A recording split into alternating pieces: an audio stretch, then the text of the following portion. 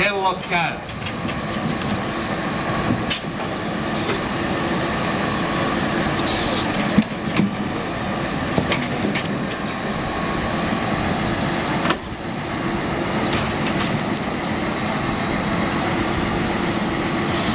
Ja kuten huomaatte, hyvä yleisö, puut, joita tässä lastataan, ovat noin 4-5 metrisiä kuusitukkeja. Siitä oikeastaan koivusta taitaa tulla vielä raskaampi kuorma, vai mitä mieltä Ari on?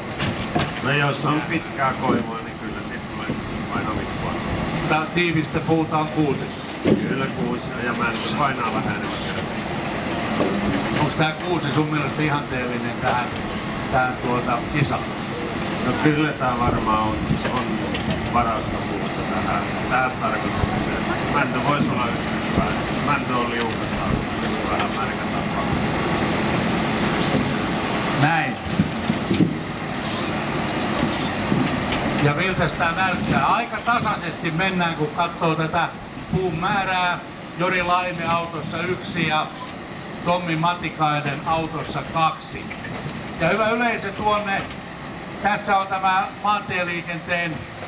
maantieliikenteeseen tarkoitettu täysperän vetäjä, Mersun Atteros sekin, ja VAK Virtasen autokori on rakentanut siihen päällysrakenteet. Tuolla seisoo tuo meidän legendaarinen lavamme, tai tuo seinämme, johon sitten laitetaan kuljettajien nimet ja aika. Näin ovat puut sitten maassa. Ja sitten lähdetään tekemään lastia, ja nyt punaiset päät hyttiin päin. Sitten seuraavan kilpailijan tehtävä on jälleen purkaa niin, että hän nostaa maasta jälleen punaiset päät taaksepäin ja päinvastoin. Pieniä kolahduksia kuuluu täältä auto kakkosesta. Meidän tuomaristomme on tarkkana ja kaikki kirjataan ylös. On monta kertaa niin, että kun on oikein valtavan kova ajoaika, eli työ tehdään äkkiä, niin sitten saattaa virheet ja nämä lisäpisteet pilata sen homman. Eli tässä on aika tärkeä homma löytää semmoinen kultainen keskitie, työn vauhti kontra virhepisteiden lukumäärä. Sen kun pystyy sovittamaan sopivaksi, niin sitten kyllä tulee hyvä tulos.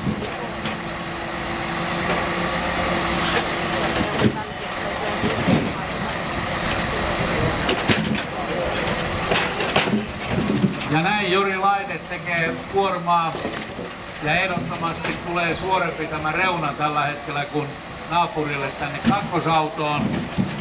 Täällä on Tommi Matikaisella tommonen rock and roll meininki, jos katsotaan tuota pankkoja vasten tulevaa, karikoita vasten tulevaa suoraa seinää.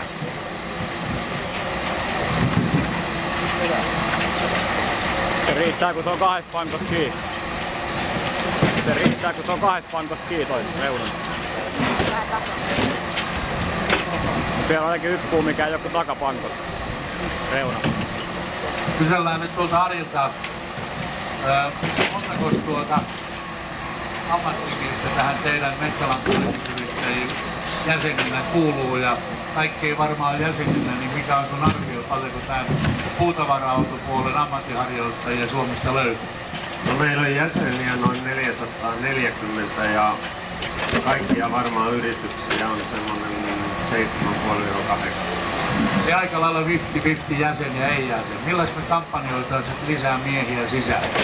No koko ajanhan me koitetaan tehdä töitä, että niitä tulisi sisään, mutta se on jokaisen henkilökohtainen valinta, että katsoako se tärkeää tai ei. Ketään ei pakoteta? Ketään ei pakoteta, mutta kaikkien eteen me töitä tehdään. Se on oikeastaan aika hieno tyyli se. Kyllä se on pakko koittaa vaan parantaa näitä meidän olosuhteita. Kyllä.